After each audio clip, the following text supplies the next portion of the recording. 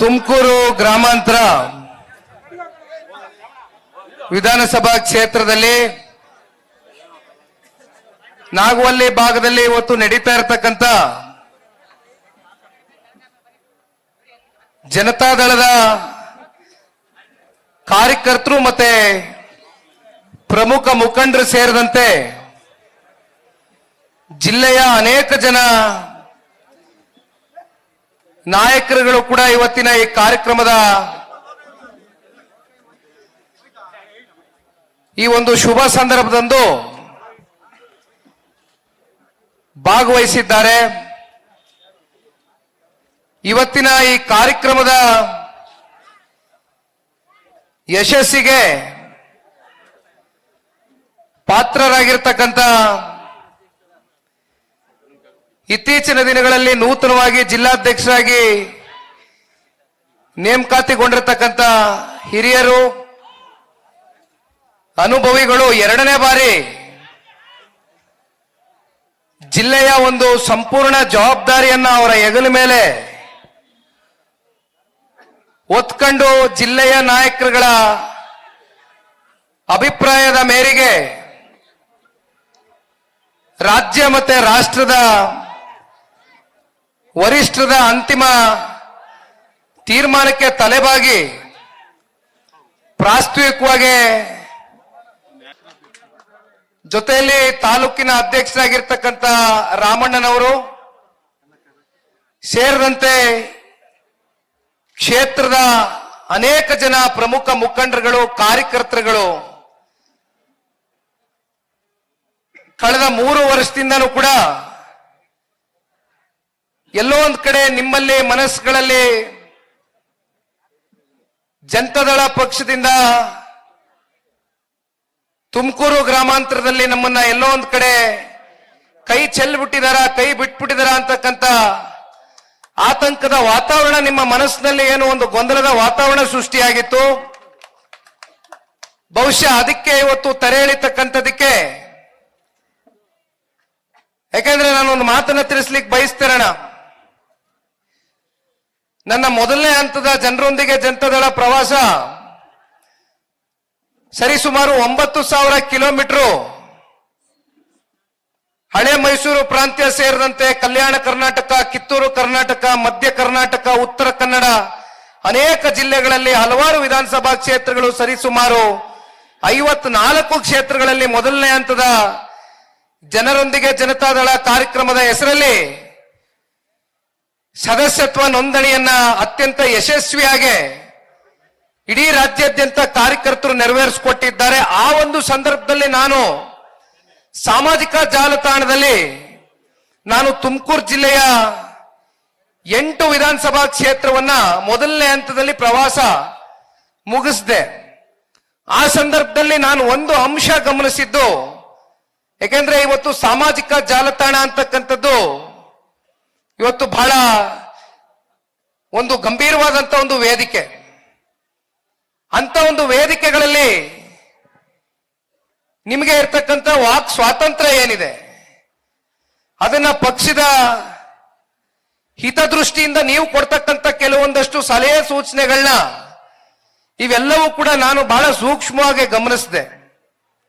ಎಲ್ಲೋ ಒಂದ್ ಕಡೆ ತುಮಕೂರು ಗ್ರಾಮಾಂತರ ಕ್ಷೇತ್ರ ಇರ್ಬೋದು, ತಿಪ್ಟೂರು ಇರ್ಬೋದು, ಜೊತೆಯಲ್ಲಿ ತುಮಕೂರು ನಗರ ಇರ್ಬೋದು, ಈ 3 ಕ್ಷೇತ್ರಗಳಲ್ಲಿ ನಿಖಿಲ್ ಕುಮಾರಸ್ವಾಮಿ ಅವರು ಮೊದಲನೇ ಹಂತದ ಪ್ರವಾಸವನ್ನ ಯಾತಕ್ಕೋಸ್ಕರ ಹಮ್ಮಿಕೊಂಡಿಲ್ಲ. ಇಲ್ಲೂ ಕೂಡ ಕಾರ್ಯಕರ್ತರು ಇದ್ದೇವೆ, ಬದುಕಿದ್ದೇವೆ, ಪಕ್ಷ ಸಂಘಟನೆ ಮಾಡ್ತಕ್ಕಂಥದ್ದಕ್ಕೆ ನಾವೆಲ್ಲರೂ ಕೂಡ ಸಿದ್ಧರಾಗಿದ್ದೇವೆ. ದಯವಿಟ್ಟು ನಮ್ಮನ್ನ ಅನಾಥರಾಗಿ ಮಾಡಬೇಡಿ ಅಂತಕ್ಕಂಥದ್ದು ತಾವೆಲ್ಲರೂ ಕೂಡ ಸಾಮಾಜಿಕ ಜಾಲತಾಣಗಳಲ್ಲಿ ತಾವೆಲ್ಲರೂ ಒಂದು ಸಂದೇಶವನ್ನ ಹೊರಡಿಸಿದ್ರಿ. ಇವೆಲ್ಲವನ್ನ ನೋಡ್ತಾ ಕೂತೆ ಯಾವ ಕಾರಣಕ್ಕೂ ಕೂಡ ಇವತ್ತು ಇಲ್ಲಿ ಸೇರಿರ್ತಕ್ಕಂಥವ್ರು ನಾನು ಅವಾಗಿಂದ ಬಹಳ ಸೂಕ್ಷ್ಮವಾಗಿ ನೋಡ್ತಾ ಇದ್ದೇನೆ. ಒಂದು ಕುರ್ಚಿ ಕೂಡ ಅಳ್ಗಾಡಿಲ್ಲ. ಅಂದ್ರೆ ಈ ಕ್ಷೇತ್ರದಲ್ಲಿ ಇವತ್ತು ಜನತಾದಳ ಪಕ್ಷವನ್ನ ಎಷ್ಟು ಬಲವಾಗಿ ಬುಡದಿಂದ ಕಟ್ಕೊಂಡ್ ಬಂದಿದ್ದೀರಿ ಅಂತಕ್ಕಂಥದ್ದಕ್ಕೆ ಬಹುಶಃ ಇವತ್ತಿನ ಈ ಕಾರ್ಯಕ್ರಮ ಒಂದು ಸಣ್ಣ ಉದಾಹರಣೆ ಅಂತಕ್ಕಂಥದ್ದು ಈ ಸಂದರ್ಭದಲ್ಲಿ ನಾನು ಭಾವಿಸಿದ್ದೇನೆ. ಈ ಕಾರ್ಯಕ್ರಮ ಇವತ್ತಿನ ದಿನ ನಿಗದಿಪಡಿಸಿದಂತ ಸಂದರ್ಭ ಬಹುಶಃ ನಿಂಗಪ್ಪಣ್ಣ ಅವ್ರ ಜೊತೆ ಮಾತನಾಡುವಾಗ ಒಂದು ವಾರ 10 ದಿನಗಳ ಕಾಲ ಅಷ್ಟೇ ಅವ್ರಿಗೆ ಈ ಕಾರ್ಯಕ್ರಮವನ್ನ ಆಯೋಜನೆ ಮಾಡ್ಕೊಳ್ತಕ್ಕಂಥದಕ್ಕೆ ಸಮಯ ಸಿಕ್ಕಂಥದ್ದು. ಆದ್ರೂ ಕೂಡ ಕೇವಲ ಒಂದು ವಾರದಲ್ಲಿ ಇದು ಯಾವುದೇ ಸಾರ್ವಜನಿಕರ ಸಭೆ ಅಲ್ಲ, ಹೊರತಾಗಿ ಇದು ಪಕ್ಷದ ಕಾರ್ಯಕರ್ತರು ಮತ್ತೆ ಮುಖಂಡರನ್ನ ಉದ್ದೇಶಿಸಿ ಮುಂಬರ್ತಕ್ಕಂಥ ಸ್ಥಳೀಯ ಚುನಾವಣೆಗಳಿರ್ಬೋದು ಅಥವಾ ವಿಧಾನಸಭಾ ಚುನಾವಣೆಗಳಿರ್ಬೋದು ಅಥವಾ ಸಂಸತ್ತು ಚುನಾವಣೆಗಳಿರ್ಬೋದು, ಇವೆಲ್ಲವನ್ನ ಎದುರು ನೋಡ್ತಕ್ಕಂಥ ಚುನಾವಣೆಗಿಂತ ಮುಂಚಿತವಾಗಿ ಸ್ಥಳೀಯ ಚುನಾವಣೆಗಳನ್ನ ನಾವೇನು ಎದುರು ನೋಡ್ತಾ ಇದ್ದೇವೆ. ಸ್ಥಳೀಯ ಚುನಾವಣೆ ಅಂದ್ರೆ ಇದು ಕಾರ್ಯಕರ್ತರಿಗೆ ಮೀಸಲಾಗ್ತಕ್ಕಂಥ ಒಂದು ಚುನಾವಣೆ. ವಿಧಾನಸಭೆಗೆ ಸಂಸತ್ತಿಗೆ ಕಳಿಸ್ತಕ್ಕಂಥದಕ್ಕೆ ನಿಮ್ಮೆಲ್ಲರ ಹೋರಾಟ, ನಿಮ್ಮೆಲ್ಲರ ದೃಢ ಸಂಕಲ್ಪ ಬಹುಶಃ ಇವತ್ತು ಎಂಪಿ ಚುನಾವಣೆ ಇರ್ಬೋದು ಅಥವಾ ವಿಧಾನಸಭಾ ಚುನಾವಣೆಗಳು ಇಂದಿನಿಂದ ಏನ್ ನಡ್ಕೊಂಡ್ ಬಂದಿದೆ, ಆ ಚುನಾವಣೆಗಳಲ್ಲಿ ನೀವೆಲ್ಲರೂ ಕೂಡ ಪಕ್ಷದ ಪರವಾಗಿ ಪಕ್ಷದ ಏಳಿಗೆಗೋಸ್ಕರ ಯಾವುದೇ ನಿರೀಕ್ಷೆಗಳು ಫಲಾಪೇಕ್ಷೆಗಳಿಲ್ದಿರ ಪ್ರಾಮಾಣಿಕವಾಗಿ ಸೇವೆಯನ್ನು ಸಲ್ಲಿಸ್ಕೊಂಡ್ ಬಂದಿದ್ದೀರಿ. ಇವತ್ತು ಅಂತ ಕಾರ್ಯಕರ್ತರ ಚುನಾವಣೆಯನ್ನು ನಾವೇನು ಎದುರು ನೋಡ್ತಾ ಇದ್ದೇವೆ. ಇವತ್ತು ವಾಪಸ್ಸು ಕಾರ್ಯಕರ್ತರಿಗೆ ಮುಂದಿನ ವಿಧಾನಸಭಾ ಚುನಾವಣೆ ಇನ್ನೂ 2 ವರ್ಷ ಇದೆ. ಅದಕ್ಕೆ ಮುಂಚಿತವಾಗಿ ಬರ್ತಕ್ಕಂಥದ್ದು ಜಿಲ್ಲಾ ಪಂಚಾಯಿತಿ, ತಾಲೂಕು ಪಂಚಾಯಿತಿ, ಗ್ರಾಮ ಪಂಚಾಯಿತಿ ಚುನಾವಣೆಗಳು, ನಗರಸಭೆನೋ ಪುರಸಭೆನೋ ಪಟ್ಟಣ ಪಂಚಾಯಿತಿ ಚುನಾವಣೆಗಳು.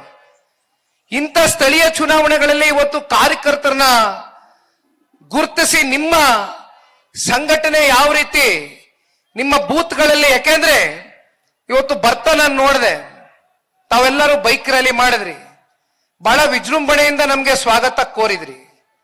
ಆದ್ರೆ ಕೇವಲ ಇವತ್ತು ಬೈಕ್ ರ್ಯಾಲಿ ಮಾಡ್ತಕ್ಕಂಥದ್ದು ಅಥವಾ ದೊಡ್ಡ ದೊಡ್ಡ ಸಮಾವೇಶಗಳು ಮಾಡ್ತಕ್ಕಂಥದ್ರ ಅಷ್ಟೇ ಆದ್ರೆ ಇದು ಮತಗಳಾಗಿ ಪರಿವರ್ತನೆ ಆಗ್ಲಿಕ್ಕಿಲ್ಲ. ಮತವಾಗಿ ಪರಿವರ್ತನೆ ಆಗಬೇಕು ಅಂತಕ್ಕಂಥದ್ದಾದ್ರೆ ಬೂತ್ ನಾವು ಬಿಗಿಯಾಗಿ ಇಟ್ಕೊಳ್ಬೇಕಾಗ್ತದೆ. ಬೂತ್ ಅಲ್ಲಿ ನೀವು ಬಿಗಿಯಾಗಿ ಪಕ್ಷವನ್ನ ಬುಡ ಸಮೇತವಾಗಿ ಕಟ್ಟಬೇಕಾಗ್ತದೆ. ಆ ಹಿನ್ನೆಲೆಯಲ್ಲಿ ಇವತ್ತು ನಾನೊಂದು ಮಾತನ್ನ ಕೊಡ್ಲಿಕ್ಕೆ ಬಯಸ್ತೇನೆ. ಈ ಪಕ್ಷದ ಒಬ್ಬ ನಿಷ್ಠಾವಂತ ಕಾರ್ಯಕರ್ತನಾಗಿ ದಯವಿಟ್ಟು ಯಾರೂ ಧೃತಿ ಕೆಡ್ತಕ್ಕಂಥದ್ದು ಬೇಡ. ನನಗೊತ್ತು ಕಳೆದ 3 ವರ್ಷದಿಂದ ನೀವೆಲ್ಲರೂ ಕೂಡ ಯಾವ ಒಂದು ಯಾತನೆಯನ್ನು ಅನುಭವಿಸ್ತಾ ಇದ್ದೀರಿ. ಈ ಕ್ಷೇತ್ರದಲ್ಲಿ ನಮ್ಗೆ ನಾಯಕರು ಯಾರು, ನಾವು ದಿನ ಬೆಳಗ್ಗೆ ಎದ್ರೆ ಕಷ್ಟ ಸುಖ ಅಂತ ಯಾರ ಮನೆ ಬಾಗಿಲಿಗೆ ಹೋಗ್ಬೇಕು ಅಂತಕ್ಕಂಥ ಯಕ್ಷ ಪ್ರಶ್ನೆ ನಿಮ್ಮೆಲ್ಲರ ಹೃದಯದಲ್ಲಿ ಕಾಡ್ತಾ ಇದೆ. ನಾನು ಹೆಸರು ಹೇಳೋದಕ್ಕೆ ಹೋಗೋದಿಲ್ಲ. ಬಹಳ ಜನ ಒಂದ್ಸಲಿ ಅಲ್ಲ 2 ಸಲ ಬಂದು ಹೋಗಿರ್ತಕ್ಕಂಥ ಉದಾಹರಣೆ ನಾವು ನೋಡ್ಬಿಟ್ಟಿದೀವಿ. ನಿಂಗಪ್ಪಣ್ಣ ಅವರು ಮಾತಾಡ್ಬೇಕಾದ್ರೆ ಹೇಳ್ತಾ ಇದ್ರು, ದೇವೇಗೌಡರ ಕುಟುಂಬ ಹೆಸರನ್ನ ಪದೇ ಪದೇ ಸಾರ್ವಜನಿಕ ವಲಯದಲ್ಲಿ ನೆನೆಸ್ಕೊಳ್ತಕ್ಕಂಥ ಕೆಲಸ ಕೆಲವೊಂದಷ್ಟು ವ್ಯಕ್ತಿಗಳು ಮಾಡ್ತಾರೆ. ಅದು ಇತ್ತೀಚೆಗೆ ಯಾವಾಗ ನೀವೆಲ್ಲ ಸೇರಿ ಜನರೊಂದಿಗೆ ಜನತಾದಳ ಕಾರ್ಯಕ್ರಮ ಮಾಡಲೇಬೇಕು ಅಂತಕ್ಕಂಥ ಸವಾಲನ್ನ ಸ್ವೀಕಾರ ಮಾಡಿ ಹೊರಟ್ರಿ, ನಾನು ಕೂಡ ಸಾರ್ವಜನಿಕ ವೇದಿಕೆಯಲ್ಲಿ ಕೆಲವೊಂದಷ್ಟು ಚರ್ಚೆಗಳು ಬಂದಿದ್ನ ನಮ್ಮ ಸೋಷಿಯಲ್ ಮೀಡಿಯಾಗಳಲ್ಲಿ ನೋಡಿದೆ. ನಾನು ಅನ್ಕಂಡೆ ಈಗ ನಾವು ಬರ್ತಾ ಇರೋದ್ರಿಂದ ಬಹುಶಃ ದೇವೇಗೌಡರು ಕುಮಾರಣ್ಣನ ಹೆಸರು ಪ್ರಸ್ತಾವನೆಯಲ್ಲಿ ಇದೆ ಅಂತಕ್ಕಂಥದ್ನ ಭಾವಿಸಿದೆ. ಇಲ್ಲಾಂದ್ರೆ ಬಹುಶಃ ಒಂದು ನಾವು ಅರ್ಥ ಮಾಡ್ಕೋಬೇಕಾಗಿರ್ತಕ್ಕಂಥದ್ದು, ನಮ್ಮನ್ನೇ ನಂಬ್ಕೊಂಡಿರ್ತ ಕಾರ್ಯಕರ್ತರು, ನಮ್ಮನ್ನೇ ಪ್ರೀತಿಸ್ತಕ್ಕಂಥ ಒಂದು ವರ್ಗ ನಿಮ್ಮನ್ನ ಶಾಸಕರಾಗಿ ಮಾಡಿ JDS ಚಿಹ್ನೆ ಇಷ್ಟೆಲ್ಲ ರಾಜಕೀಯವಾಗಿ ಶಕ್ತಿ ಅಂತ ತಂದ್ಕೊಟ್ಟಂತ ಚಿನ್ನದಂತ ಕಾರ್ಯಕರ್ತರನ್ನ ನಮ್ಮ ರಾಜಕಾರಣದ ಸ್ವಾರ್ಥಕ್ಕೋಸ್ಕರ ಇವತ್ತು ಪಕ್ಷದ ಕಾರ್ಯಕರ್ತರನ್ನ ನಾವು ಬೀದಿಯಲ್ಲಿ ಬಿಟ್ಟು ಹೋಗ್ತಕ್ಕಂಥ ಸಂಸ್ಕೃತಿಗಳು ಮುಂದೇನಾದ್ರೂ ಸಂಪ್ರದಾಯಗಳು ನಿಲ್ಲಬೇಕಾಗ್ತದೆ. ಇದಕ್ಕೆ ಕಡಿವಾಣ ಹಾಕ್ಬೇಕು ಅಂತಕ್ಕಂಥದ್ದಾದ್ರೆ ಕ್ಷೇತ್ರದ ನಿಷ್ಠಾವಂತ ಕಾರ್ಯಕರ್ತರಿಂದ ಮಾತ್ರ ಸಾಧ್ಯ. ಯಾಕೆಂದ್ರೆ ನಾನು ಅನೇಕ ಬಾರಿ ಹೇಳಿದ್ದೇನೆ, ಮತ್ತೆ ಈ ವಿಚಾರವನ್ನ ಪುನರ್ರಚಿಸ್ತೇನೆ. ಜನತಾದಳ ಪಕ್ಷ ನಾಯಕರನ್ನ ತಯಾರು ಮಾಡ್ತಕ್ಕಂಥ ಒಂದು ಕಾರ್ಖಾನೆ. ಅದು ಅನೇಕ ಚುನಾವಣೆಗಳಲ್ಲಿ ಸಾಬೀತಾಗಿದೆ. ನಾವೆಲ್ಲರೂ ಇವತ್ತಿಲ್ಲಿ ಬಂದು ಸೇರಿದ್ದೇವೆ. 25 ವರ್ಷ ಒಂದು ಪ್ರಾದೇಶಿಕ ಪಕ್ಷ ಬೆಳ್ಳಿ ಹಬ್ಬವನ್ನು ಆಚರಣೆ ಮಾಡ್ತಾ ಇರ್ತಕ್ಕಂಥದ್ದು ಇತಿಹಾಸದಲ್ಲಿ ಇದು ಮೊದಲನೇ ಬಾರಿ.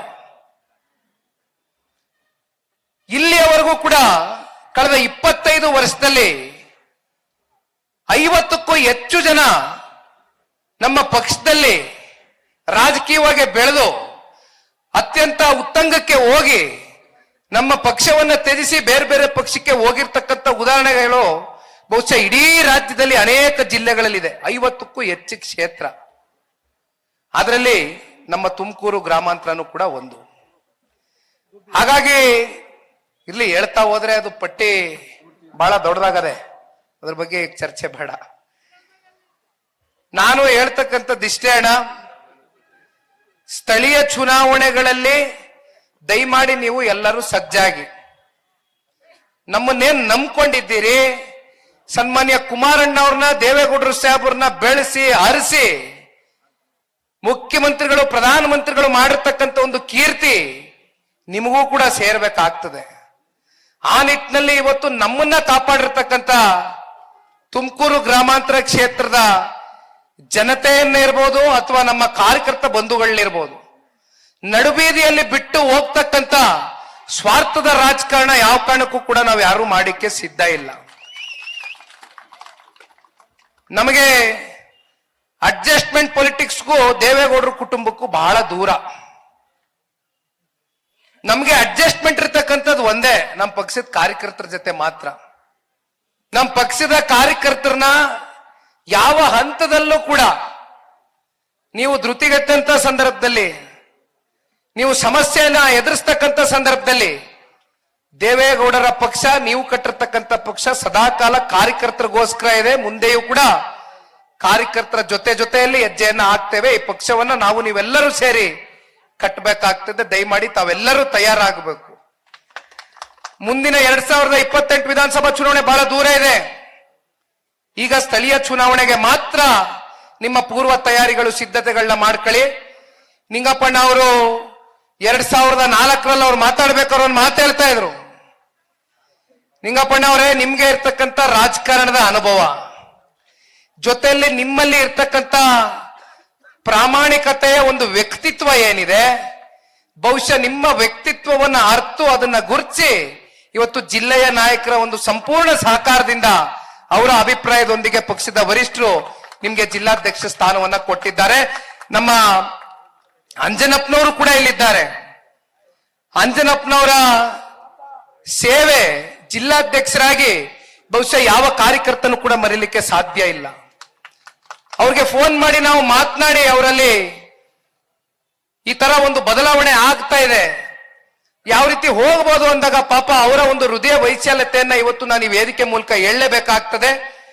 ಪಕ್ಷದ ಬೆಳವಣಿಗೆಗೋಸ್ಕರ, ಪಕ್ಷವನ್ನ ಬಲವರ್ಧನೆಗೋಸ್ಕರ ನಾನು ಕೂಡ ಇವತ್ತು ಜಿಲ್ಲಾಧ್ಯಕ್ಷ ಅಂತಕ್ಕಂಥದ್ದನ್ನು ಕೂಡ ಬದಿಗಿಟ್ಟು ನೀವು ಯಾವುದೇ ತೀರ್ಮಾನ ಪಕ್ಷ ತಗೊಂಡಂತ ಸಂದರ್ಭದಲ್ಲೂ ಕೂಡ ನನ್ನ ತುಂಬ ಹೃದಯದ ಒಂದು ಸ್ವಾಗತ ಇದೆ ಅಂತಕ್ಕಂಥದ್ದು ಸನ್ಮಾನ್ಯ ಶ್ರೀ ಅಂಜನಪ್ಪನವರು ಹೇಳಿದಂಥದ್ದು ಬಹುಶಃ ಅತ್ಯಂತ ದೊಡ್ಡ ಮಾತು. ಹಾಗಾಗಿ ಇವತ್ತು ಜವಾಬ್ದಾರಿ ಬಹಳ ಹೆಚ್ಚಿದೆ. ಜಿಲ್ಲಾಧ್ಯಕ್ಷರು ಆದ ನಂತರ ಜಿಲ್ಲಾ ಸಮಿತಿಗಳ ರಚನೆ ಆಗಬೇಕಾಗ್ತದೆ. ಆ ಸಮಿತಿಗಳಲ್ಲಿ ಇವತ್ತೇನು ತುಮಕೂರು ವಿಧಾನಸಭಾ ಕ್ಷೇತ್ರದಲ್ಲಿ, ತುಮಕೂರು ಜಿಲ್ಲೆಯಲ್ಲಿ 11 ವಿಧಾನಸಭಾ ಕ್ಷೇತ್ರ ಇದೆ.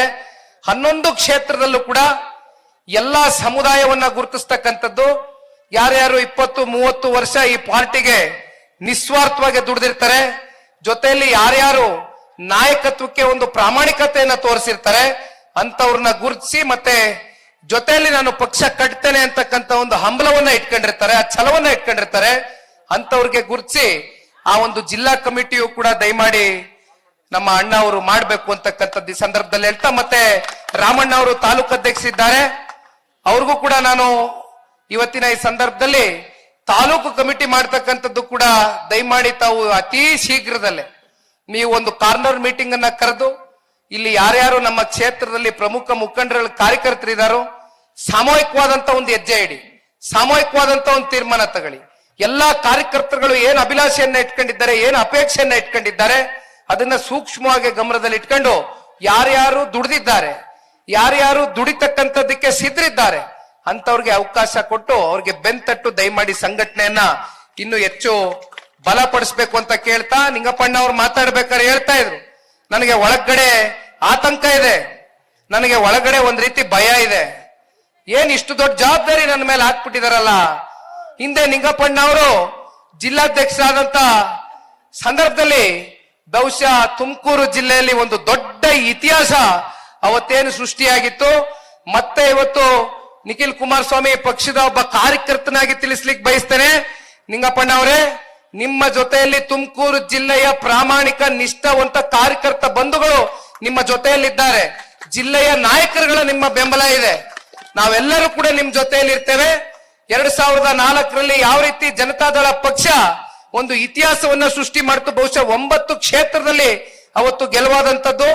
ಅದೇ ರೀತಿ ಈ ಬಾರಿಯೂ ಕೂಡ ಒಂದು ದಾಖಲೆ ಪ್ರಮಾಣದಲ್ಲಿ ಒಂದು ದೊಡ್ಡ ಇತಿಹಾಸವನ್ನ 2028ಕ್ಕೆ ಅತಿ ಹೆಚ್ಚು ಹಳೆ ಮೈಸೂರು ಪ್ರಾಂತ್ಯದಲ್ಲಿ ಇವತ್ತೇನಾದ್ರೂ ಒಂದು ಒಳ್ಳೆಯ ಫಲಿತಾಂಶ ಬರ್ತಕ್ಕಂಥ ಜಿಲ್ಲೆ ಯಾವ್ದಾದ್ರಿದ್ರೆ ಅದು ನನಗೆ ಸಂಪೂರ್ಣ ನಂಬಿಕೆ ಇದೆ, ಅದು ತುಮಕೂರು ಜಿಲ್ಲೆ ಅಂತಕ್ಕಂಥದ್ದು. ಈ ಸಂದರ್ಭದಲ್ಲಿ ನಾವೆಲ್ಲರೂ ಛಲದಿಂದ ಈ ಪಾರ್ಟಿಯನ್ನ ಕಟ್ತಕ್ಕಂತ ಕೆಲಸಕ್ಕೆ ಕೈ ಹಾಕೋಣ ಅಂತಕ್ಕಂಥದನ್ನ ಈ ಸಂದರ್ಭದಲ್ಲಿ ಹೇಳ್ತಾ, ಈಗಾಗಲೇ ತಾವೆಲ್ಲ ಪ್ರತಿನಿತ್ಯ ನೋಡ್ತಾ ಇದ್ದೀರಣ್ಣ, 3 ವರ್ಷಗಳಾಗಿದೆ ಕಾಂಗ್ರೆಸ್ನ ಆಡಳಿತ ಈ ರಾಜ್ಯ ಸರ್ಕಾರದಲ್ಲಿ.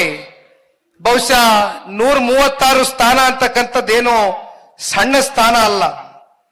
ಆದ್ರೆ ಇಷ್ಟೆಲ್ಲ ಸ್ಥಾನ ಪಡೆದಿರ್ತಕ್ಕಂಥ ಕಾಂಗ್ರೆಸ್ನ ಪಕ್ಷ ವಿಶೇಷವಾಗಿ ನಮ್ಮ ರೈತಾಪಿ ವರ್ಗದ ಮೇಲೆ ಕಿಂಚಿತ್ತಾದ್ರೂ ಒಂದು ಅನುಕಂಪ ಇಟ್ಕೊಂಡಿದ್ಯಾ ಅಂತಕ್ಕಂಥ ಪ್ರಶ್ನೆ ಮಾಡ್ತಕ್ಕಂಥದ್ದಾದ್ರೆ, ಇವತ್ತು ಸರಿಸುಮಾರು 2800ಕ್ಕೂ ಹೆಚ್ಚು ರೈತರು ಆತ್ಮಹತ್ಯೆಗೆ ಶರಣಾಗಿದ್ದಾರೆ. ಅದರಲ್ಲಿ ತುಮಕೂರು ಜಿಲ್ಲೆನಲ್ಲಿ 40ಕ್ಕೂ ಹೆಚ್ಚು ರೈತರು ಇವತ್ತು ಆತ್ಮಹತ್ಯೆಗೆ ಶರಣಾಗಿರ್ತಕ್ಕಂಥದ್ದು. ಬಹುಶಃ ಇದನ್ನ ನೋಡಿದಾಗ ಎಲ್ಲೋ ಒಂದ್ ಕಡೆ ರೈತರ ಜೊತೆಯಲ್ಲಿ ಇವತ್ತು ಈ ಸರ್ಕಾರ ಎಂದಿಗೂ ಕೂಡ ಇಲ್ಲ ಅಂತಕ್ಕಂಥದ್ದು ಬಹುಶಃ ಈ ಅಂಕಿಅಂಶಗಳನ್ನ ನೋಡಿದ್ರೆ ಸಾಬೀತಾಗ್ತದೆ. ಅತಿವೃಷ್ಟಿ ಒಂದ್ ಕಡೆ, ಅನಾವೃಷ್ಟಿ ಒಂದ್ ಕಡೆ ಕಲ್ಯಾಣ ಕರ್ನಾಟಕಕ್ಕೆ ಹೋಗಿದ್ದೆ. ಇತ್ತೀಚೆಗೆ ಅತಿವೃಷ್ಟಿ ಆಯ್ತು, ಅವರು ಬೆಳೆದಂತ ಬೆಳೆ ಸಂಪೂರ್ಣವಾಗಿ ನಾಶ ಆಗಿತ್ತು. ಆ ಸಂದರ್ಭದಲ್ಲಿ ರೈತರಿಗೆ ಏನೊಂದು ಪರಿಹಾರವನ್ನ ಕೊಟ್ಟು ನಿಮ್ ಜೊತೆಯಲ್ಲಿ ನಾವು ಇದ್ದೇವೆ ಅಂತಕ್ಕಂಥ ಆತ್ಮವಿಶ್ವಾಸ, ಧೈರ್ಯವನ್ನ ತುಂಬಿಸ್ಬೇಕಾದಂತ ರಾಜ್ಯ ಸರ್ಕಾರ ಇದ್ಯಾವುದು ಕೂಡ ಮಾಡಲಿಲ್ಲ. ಕಾರಣ ಅದಕ್ಕೆ ಅವರಿಗೆ ರೈತರ ಬಗ್ಗೆ ಕಿಂಚಿತ್ತು ಕೂಡ ಕಾಳಜಿನೂ ಇಲ್ಲ, ಬದ್ಧತೆನೂ ಇಲ್ಲ. ತಾವೆಲ್ಲರೂ ಮಾತನಾಡ್ತಾ ಇರ್ತೀರಿ, ಕುಮಾರಣ್ಣ ಅವರು ರೈತರ ಸಾಲ ಮನ್ನಾ ಮಾಡಿದ್ರು ಅಂತ. ಮೊನ್ನೆ ಮೈಸೂರಿಗೆ ಹೋಗಿದ್ದೆ. ಮೈಸೂರಿನ ಪಿರಿಯಾಪಟ್ಟಣದಲ್ಲಿ ಇದೇ ರೀತಿ ಕಾರ್ಯಕರ್ತರ ಸಮಾವೇಶ ಇತ್ತು. ಆ ಸಮಾವೇಶದಲ್ಲಿ ಮೈಸೂರು ಜಿಲ್ಲೆಯ ಕಾರ್ಯಕರ್ತರು ಹೇಳ್ತಾ ಇದ್ರು, ಇಡೀ ಮೈಸೂರು ಜಿಲ್ಲೆಗೆ 440 ಕೋಟಿ ರೂಪಾಯಿಯಷ್ಟು ರೈತರ ಸಾಲ ಮನ್ನಾ ಮಾಡಿದ್ರು ಕುಮಾರಣ್ಣ ಅಂತ. ಅದೇ ರೀತಿ ಇವತ್ತು ಇಡೀ ರಾಜ್ಯಾದ್ಯಂತ ರೈತರು ನೀನು ಯಾವ ಸಮುದಾಯಕ್ಕೆ ಸೇರಿದ್ಯಾ, ನೀನು ಯಾವ ವರ್ಗಕ್ಕೆ, ಯಾವ ಜಾತಿಗೆ ಸೇರಿದ್ಯಾ ಅಂತಕ್ಕಂಥ ಪ್ರಶ್ನೆ ಮಾಡಲಿಲ್ಲ. ನಮ್ಮ ರೈತರು ಕಷ್ಟದಲ್ಲಿದ್ದಾರೆ, ನಮ್ಮ ರೈತರನ್ನ ಸಾಲದ ಹೊರೆಯಿಂದ ನಾನು ಹೊರಗಡೆ ತಗೊಂಡು ಹೋಗ್ತಕ್ಕಂಥ ಜವಾಬ್ದಾರಿ ಇವತ್ತು ನನ್ನ ಮೇಲಿದೆ ಅಂತಕ್ಕಂಥ ವರ್ತನೆಯನ್ನ ಸನ್ಮಾನ್ಯ ಕುಮಾರಣ್ಣ ಅವರು ಅವತ್ತೇನ್ ಮಾಡಿದ್ರು. ಬಹುಶಃ ಈ ದೇಶದ ಇತಿಹಾಸದಲ್ಲಿ ಅದು ರಾಷ್ಟ್ರೀಕೃತ ಬ್ಯಾಂಕ್ಗಳಿರ್ಲಿ ಅಥವಾ ಸಹಕಾರಿ ಬ್ಯಾಂಕ್ಗಳಿರ್ಲಿ ಸಂಪೂರ್ಣವಾಗಿ ಸಾಲ ಮನ್ನಾ ಮಾಡಿರ್ತಕ್ಕಂಥ ನಿದರ್ಶನ ಈ ಕರ್ನಾಟಕ ರಾಜ್ಯದಲ್ಲಿ ನಾವು ನೋಡಬಹುದು. ಇವತ್ತು ಶಿಕ್ಷಣದ ಒಂದು ವ್ಯವಸ್ಥೆ ಎಲ್ಲಿಗೆ ಬಂದು ನಿಂತಿದೆ ಅಂತ. ಇವತ್ತೇನು ಟೀಚರ್ಸ್ಗಳ ಒಂದು ನೇಮಕಾತಿ ಆಗಬೇಕಾಗಿತ್ತು, ಆ ಟೀಚರ್ಸ್ಗಳ ನೇಮಕಾತಿ ಎಲ್ಲೂ ಕೂಡ ಇಲ್ಲಿವರೆಗೂ ಆಗಿಲ್ಲ. ಈ ರೀತಿ ಶಿಕ್ಷಣಕ್ಕೆ ಸಂಬಂಧಪಟ್ಟಂತೆ ಒಂದು ಕ್ರಾಂತಿಕರವಾದಂತ ನಿರ್ಧಾರಗಳು, ತೀರ್ಮಾನಗಳು ತಗೊಂಡಂತದ್ದು ಬಹುಶಃ ಸ್ವಾತಂತ್ರ್ಯ ಬಂದಾಗಿನಿಂದನೂ ಕೂಡ ಹೈಸ್ಕೂಲ್ಗಳಿರ್ಬೋದು, ಡಿಗ್ರಿ ಕಾಲೇಜ್ಗಳಿರ್ಬೋದು, PUC ಕಾಲೇಜ್ಗಳಿರ್ಬೋದು, ಅನೇಕ ಕಾಲೇಜ್ಗಳನ್ನ, ಸರ್ಕಾರಿ ಕಾಲೇಜ್ಗಳನ್ನ ನಿರ್ಮಾಣ ಮಾಡ್ತಕ್ಕಂಥದಕ್ಕೆ ಸ್ವಾತಂತ್ರ್ಯ ಬಂದಾಗಿಂದ ಯಾವ ಸರ್ಕಾರಗಳು, ಯಾವ ನಾಯಕರುಗಳು ತೀರ್ಮಾನ ತಗೊಳಕ್ಕಾಗದೇ ಇರತಕ್ಕಂಥ ಒಂದು ಐತಿಹಾಸಿಕವಾದಂತ ತೀರ್ಮಾನ ಸನ್ಮಾನ್ಯ ಕುಮಾರಣ್ಣ ಅವರು ಮೊದಲನೇ ಬಾರಿ ಈ ರಾಜ್ಯದ ಮುಖ್ಯಮಂತ್ರಿಗಳಾಗಿ 136 ಸ್ಥಾನ ಗೆದ್ದು ಮುಖ್ಯಮಂತ್ರಿಗಳಾದಂತವರಲ್ಲ, ಸಮ್ಮಿಶ್ರ ಸರ್ಕಾರದಲ್ಲಿ ಮುಖ್ಯಮಂತ್ರಿಗಳಾದಂತವ್ರು. ಬಹುಶಃ ಅವರು ಕೊಟ್ಟಂತ ಆ ಕಾರ್ಯಕ್ರಮಗಳು, ಜನಪರವಾದಂತ ಚಿಂತನೆಗಳು, ಪ್ರತಿನಿತ್ಯ ನಾಡಿನ ಬಡವರ ಬಗ್ಗೆ, ರೈತರ ಬಗ್ಗೆ, ಹೆಣ್ಣು ಮಕ್ಕಳ ಬಗ್ಗೆ, ಯುವಕರ ಬಗ್ಗೆ ಅವ್ರಿಗೆ ಇವತ್ತಿಗೂ ಇರ್ತಕ್ಕಂಥ ಕಾಳಜಿ ಎಲ್ಲೋ ಒಂದ್ ಕಡೆ ಎಲ್ಲೋದ್ರೂ ಕೂಡ ಇವತ್ತು ಸನ್ಮಾನ್ಯ ಕುಮಾರಣ್ಣ ಅವರ ಆಡಳಿತವನ್ನ ಜನ ಪ್ರತಿ ಹಳ್ಳಿಲೂ ಕೂಡ ನೆನೆಸ್ಕೊಳ್ತಾ ಇದ್ದಾರೆ. ಕುಮಾರಣ್ಣ ಅವರು ಇದ್ದಂತ ಕಾಲಘಟ್ಟದಲ್ಲಿ ನಮ್ಮ ರಾಜ್ಯ ರಾಮ ರಾಜ್ಯವಾಗಿತ್ತು. ಮತ್ತೆ ನಮ್ಮ ರಾಜ್ಯ ರಾಮರಾಜ್ಯವಾಗಬೇಕು ಅಂತಕ್ಕಂಥದ್ದಾದ್ರೆ ಮುಂದೆ 2028ಕ್ಕೆ ಜನತಾ ಸರ್ಕಾರ ನಿಮ್ ಎಲ್ಲರ ಒಂದು ಆಶೀರ್ವಾದದಿಂದ ಮತ್ತೆ ರಚನೆ ಆಗಬೇಕು ಅಂತಕ್ಕಂಥದ್ದು ನಿಮ್ಮೆಲ್ಲರ ಅಭಿಲಾಷೆ ಏನಿದೆ. ಅದಕ್ಕೆ ಪೂರಕವಾಗಿ ಪಕ್ಷದ ಕಾರ್ಯಕರ್ತರು ಕೂಡ ನೀವೆಲ್ಲರೂ ಕೂಡ ಹೆಜ್ಜೆಯನ್ನ ಹಾಕ್ಬೇಕಾಗ್ತದೆ. ಮತ್ತೆ ನಾನು ನಿಮ್ಮೆಲ್ರಿಗೂ ತಿಳಿಸ್ಲಿಕ್ಕೆ ಬಯಸ್ತೇನೆ, ಇನ್ನೂ ಸಾಕಷ್ಟು ಸಮಾವೇಶಗಳಿದೆ ಮಾಡ್ತಕ್ಕಂಥದ್ದು. ಈಗಾಗಲೇ ತಿಪ್ಪೇಸ್ವಾಮಣ್ಣವರು ಹಿರಿಯಕರು ಮಾಜಿ ವಿಧಾನ ಪರಿಷತ್ನ ಸದಸ್ಯರು ಅವರು ಮಾತನಾಡಬೇಕಾದ್ರೆ ಈಗಾಗಲೇ ವಿಚಾರವನ್ನು ಮುಟ್ಟಿಸಿದ್ದಾರೆ. ಹಾಸನ ಜಿಲ್ಲೆಯಲ್ಲಿ ಜನತಾ ಸಮಾವೇಶ ಜೊತೆಯಲ್ಲಿ 25 ವರ್ಷ ಬೆಳ್ಳಿ ಮಹೋತ್ಸವದ ಕಾರ್ಯಕ್ರಮವನ್ನು ಏನು ಹಮ್ಮಿಕೊಂಡಿದ್ರು. ಬಹುಶಃ ಅವತ್ತಿನ ದಿನ ಹಾಸನ ಜಿಲ್ಲೆಯಲ್ಲಿ ಸೇರಿದಂತ ಒಂದು ಜನಸಾಗರ ಇಡೀ ರಾಜ್ಯ ವ್ಯಾಪ್ತಿ ಚರ್ಚೆ ಆಯಿತು. ಅದೇ ರೀತಿ ಇವತ್ತು ಕಿತ್ತೂರು ಕರ್ನಾಟಕದಲ್ಲಿ 7 ಜಿಲ್ಲೆಗಳು ಬರುತ್ತೆ. ಆ 7 ಜಿಲ್ಲೆಗಳ ಪೈಕಿ ಇವತ್ತು ಬಿಜಾಪುರದಲ್ಲಿ ಸಮಾವೇಶವನ್ನ 27ನೇ ತಾರೀಕು ಜನತಾದಳ ಪಕ್ಷದಿಂದ ಹಮ್ಮಿಕೊಂಡಿದ್ದೇವೆ. ಅದು ಮುಕ್ತಾಯ ಆದ ನಂತರ ಇನ್ನು ಅನೇಕ ಜಿಲ್ಲೆಗಳಲ್ಲಿ ಭಾಗಗಳಲ್ಲಿ ಸಮಾವೇಶವನ್ನ ಮಾಡ್ತಕ್ಕಂಥದ್ದಿದೆ. ವಿಶೇಷವಾಗಿ ತುಮಕೂರಿನಲ್ಲಿ 11 ವಿಧಾನಸಭಾ ಕ್ಷೇತ್ರಗಳು ಇರ್ತಕ್ಕಂಥ ಹಿನ್ನೆಲೆಯಲ್ಲಿ ಇದನ್ನ ಮತ್ತೆ ಇನ್ನು 2-3 ಜಿಲ್ಲೆಗಳನ್ನ ಸೇರಿಸಿ ಮಾಡ್ತಕ್ಕಂಥದ್ರಲ್ಲಿ ಅರ್ಥ ಇಲ್ಲ.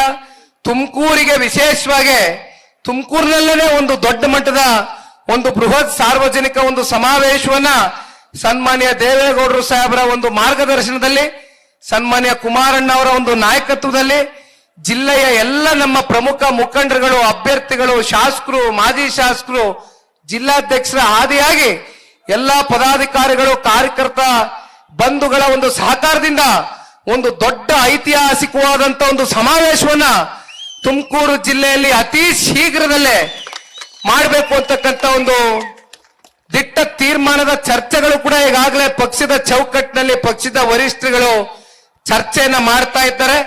ಹಾಗಾಗಿ ಅದಕ್ಕೂ ಕೂಡ ತಾವೆಲ್ಲರೂ ಪೂರ್ವ ತಯಾರಿಗಳು, ಪೂರ್ವ ಸಿದ್ಧತೆಗಳನ್ನ ಮಾಡ್ಕೊಳ್ಬೇಕಾಗ್ತದೆ. ಆ ಹಿನ್ನೆಲೆಯಲ್ಲಿ ನಿಂಗಪ್ಪಣ್ಣ ಅವರಿದ್ದಾರೆ, ಜಿಲ್ಲೆಯ ನಾಯಕರಿದ್ದಾರೆ. ಪ್ರತಿ ಕ್ಷೇತ್ರಕ್ಕೆ ನಾನು ಕೂಡ ಬರ್ತೇನೆ, ಪೂರ್ವ ಸಭೆಗಳನ್ನ ಮಾಡೋಣ. ಒಟ್ಟಾರೆಯಾಗಿ ತುಮಕೂರು ಜಿಲ್ಲೆಯಲ್ಲಿ ನಡೀತಕ್ಕಂತ ಒಂದು ಸಮಾವೇಶ 2028ರ ವಿಧಾನಸಭಾ ಚುನಾವಣೆಗೆ ಅದೊಂದು ದಿಕ್ಸೂಚಿ ಆಗ್ಬೇಕು ಜನತಾದಳ ಪಕ್ಷಕ್ಕೆ ಅಂತಕ್ಕಂತ ಭಾವನೆಯಿಂದ ನಾವು ನೀವೆಲ್ಲರೂ ಹೆಜ್ಜೆಯನ್ನು ಹಾಕ್ಬೇಕು ಅಂತಕ್ಕಂಥದ್ದು ಈ ಸಂದರ್ಭದಲ್ಲಿ ಹೇಳ್ತಾ, ಇನ್ನ ಸನ್ಮಾನ್ಯ ದೇವೇಗೌಡರು ಸಾಹೇಬರ ಬಗ್ಗೆ ಇಲ್ಲಿ ಅನೇಕ ಜನ ಮುಖಂಡರುಗಳು ಅವ್ರ ಬಗ್ಗೆ ಬಹುಶಃ ಮಾತನಾಡೋದಕ್ಕೆ ಈ ವೇದಿಕೆಯಲ್ಲಿ ಅರ್ಧ ಗಂಟೆ, 1 ಗಂಟೆ, 2 ಗಂಟೆ ಸಾಲದಿಲ್ಲ. ಅವರ ಒಂದು ಸಾಧನೆ ಜೊತೆಯಲ್ಲಿ ಅವರ ಒಂದು ಜೀವನ ಚರಿತ್ರೆಯನ್ನು ನಾವು ಮೆಲ್ಕಾಕ್ತಕ್ಕಂಥದ್ದಾದ್ರೆ 1962ರಲ್ಲಿ ರಾಜಕಾರಣಕ್ಕೆ ಅವರೇನು ಪ್ರವೇಶವನ್ನ ಮಾಡ್ತಾರೆ, ಅಂದು ಇದೇ ಕಾಂಗ್ರೆಸ್ನವರು ಅವರಿಗೆ ಟಿಕೆಟ್ ಅನ್ನ ಕೊಡಬೇಕಾಗಿತ್ತು. ಕೊನೆ ಹಂತದಲ್ಲಿ ದೇವೇಗೌಡರು ಸಾಹೇಬರಿಗೆ ಟಿಕೆಟ್ ಅನ್ನ ಕೊಡದಿರ ಅವ್ರನ್ನ ವಂಚಿತರಾಗಿ ಮಾಡ್ತಾರೆ, ಟಿಕೆಟ್ ಕೊಡೋದಿಲ್ಲ. ಆ ಸಂದರ್ಭದಲ್ಲಿ ದೇವೇಗೌಡರು ಸಾಹೇಬರು ಬಹುಶಃ 26-27 ವಯಸ್ಸಿರ್ಬೋದು ಅಂತ ಅನ್ಕೊಳ್ತೇನೆ. ಅವತ್ತು ಕ್ಷೇತ್ರದ ಜನ ನಿಮಗೆ ಒಂದು ಪಕ್ಷ ಟಿಕೆಟ್ ಕೊಡ್ಲಿಲ್ಲ ಅಂದ್ರು ನಾವು ನಿಮ್ ಜೊತೆಯಲ್ಲಿದ್ದೇವೆ, ನಿಮ್ಮಂತ ಯುವಕರು ಸ್ವತಂತ್ರವಾಗಾದ್ರೂ ಸರಿ ಚುನಾವಣೆಗೆ ಸ್ಪರ್ಧೆ ಮಾಡಿ ಅಂತಕ್ಕಂಥದ್ದು ಆ ಧೈರ್ಯವನ್ನ ಹಾಸನ ಜಿಲ್ಲೆಯ ಜನತೆ ಅವ್ರಿಗೆ ತುಂಬಿಸಿದ್ರಿಂದ 62ರಲ್ಲಿ ಮೊದಲನೇ ಬಾರಿ ಸ್ವತಂತ್ರ ಅಭ್ಯರ್ಥಿಗಳಾಗಿ ಚುನಾವಣೆಗೆ ಕಣಕ್ಕಿಳಿದು ಈಗಾಗಲೇ ಬಹುಶಃ ನೀವು ಅವರ ರಾಜಕಾರಣದ ಇತಿಹಾಸವನ್ನ ನೋಡ್ಕೊಂಡ್ ಬಂದಿದ್ದೀರಿ. ಅಂದಿನಿಂದ ಇಂದಿನವರೆಗೂ 64 ವರ್ಷದ ಸುದೀರ್ಘವಾದಂತ ಅವರ ರಾಜಕಾರಣದ ಬದುಕಿನಲ್ಲಿ ದಿನನಿತ್ಯ ಅವರ ತಲೆನಲ್ಲಿ, ಅವರ ಹೃದಯದಲ್ಲಿ ಚಿಂತನೆ ಇರ್ತಕ್ಕಂಥದ್ದು, ಬದ್ಧತೆ ಇರ್ತಕ್ಕಂಥದ್ದು, ಕಾಳಜಿಯನ್ನ ವರ್ತನೆ ಮಾಡ್ತಕ್ಕಂಥ ವರ್ಗ ಯಾವ್ದಾದ್ರೂ ಇದ್ರೆ ಅದು ರೈತಾಪಿ ವರ್ಗ ಅಂತಕ್ಕಂಥದ್ದನ್ನ ಅನೇಕ ಸಂದರ್ಭದಲ್ಲಿ ಸಾಬೀತನ್ನ ಮಾಡಿದ್ದಾರೆ. ಇತ್ತೀಚಿನ ದಿನಗಳಲ್ಲಿ ಸದನದಲ್ಲಿ ನಡೆದಂತ ಅವ್ರಿಗೆ ಸಿಕ್ಕಂತ ಒಂದು ಅವಕಾಶ ನಮ್ಮ ನಾಡಿನ ನೀರಾವರಿ ಬಗ್ಗೆ ಇವತ್ತೇನಾರು ಕಲ್ಯಾಣ ಕರ್ನಾಟಕ, ಕಿತ್ತೂರು ಕರ್ನಾಟಕಕ್ಕೆ ಹೋದಾಗ ಸನ್ಮಾನ್ಯ ದೇವೇಗೌಡರು ಸಾಹೇಬರು ತಗೊಂಡಿರ್ತಕ್ಕಂಥ ನಿರ್ಣಯಗಳು ಯಾವ ದೊಡ್ಡ ಮಟ್ಟದಲ್ಲಿ ಇದೆ ಅಂತಕ್ಕಂಥದ್ದು ಆ ಭಾಗದ ರೈತರು ಇವತ್ತು ಸ್ಮರಿಸ್ಕೊಳ್ತಾರೆ. ಹಾಗಾಗಿ ಇವತ್ತೇನಾದ್ರೂ ಹಳೆ ಮೈಸೂರು ಪ್ರಾಂತ್ಯವನ್ನ ಹೊರತುಪಡಿಸಿ ಪ್ಯಾನ್ ಕರ್ನಾಟಕ ಅಕ್ರಾಸ್ ಹಳೆ ಮೈಸೂರು ಪ್ರಾಂತ್ಯವನ್ನ ಬಿಟ್ಟು ಬೇರೆ ಬೇರೆ ಜಿಲ್ಲೆಗಳಲ್ಲೂ ಕೂಡ ಜನತಾದಳ ಪಕ್ಷ ಏನಾದ್ರೂ ಬಲಿಷ್ಠವಾಗಿ ಉಸಿರಾಡ್ತಾ ಇದೆ ಅಂತಕ್ಕಂಥದ್ದಾದ್ರೆ ಅದು ಸನ್ಮಾನ್ಯ ದೇವೇಗೌಡರು ಸಾಹೇಬರು ವಿಶೇಷವಾಗಿ ನಮ್ಮ ನಾಡಿನ ನೀರಾವರಿ ಬಗ್ಗೆ ತಗೊಂಡಿರ್ತಕ್ಕಂಥ ಕೆಲವೊಂದಷ್ಟು ಐತಿಹಾಸಿಕವಾದಂತ ತೀರ್ಮಾನದಿಂದ ಅಂತಕ್ಕಂಥದ್ದು ನಾವಲ್ಲಿ ಹೋದಾಗೆಲ್ಲ ಆ ಭಾಗದ ರೈತರುಗಳು ಪದೇ ಪದೇ ದೇವೇಗೌಡರ ಕಾರ್ಯಕ್ರಮಗಳ ಬಗ್ಗೆ ಸ್ಮರಿಸ್ಕೊಳ್ತಾ ಇರ್ತಾರೆ. ಅಂತ ಒಬ್ಬ ಪುಣ್ಯಾತ್ಮ ಕಟ್ಟಿರ್ತಕ್ಕಂಥ ಈ ಒಂದು ಪ್ರಾದೇಶಿಕ ಪಕ್ಷವನ್ನ ಇವತ್ತೇನು ಬೆಳ್ಳಿ ಹಬ್ಬವನ್ನ ಆಚರಣೆ ಮಾಡ್ತಾ ಇದ್ದೇವೆ. ಮುಂದೊಂದು ದಿನ ನಿಮ್ಮೆಲ್ಲರ ಪ್ರೀತಿ ಆರೈಕೆಯಿಂದ ನಾವು ಸುವರ್ಣ ಮಹೋತ್ಸವ ಅಂದ್ರೆ 50 ವರ್ಷವನ್ನ ದಾಟ್ತಕ್ಕಂತ ಜೂನಿಯರ್ ದೇವೇಗೌಡರು ಅಂತ ಈಗ ತಾನೆ ನಮ್ ನಿಂಗಪ್ಪಣ್ಣ ಅವ್ರು ಹೇಳ್ತಾ ಇದ್ರು. ತಿಮ್ಮೇಗೌಡ್ರಣ್ಣ ಹೆಸರು ತಿಮ್ಮಪ್ಪ ಗೌಡ್ರು. ತಿಮ್ಮಪ್ಪ ಗೌಡ್ರು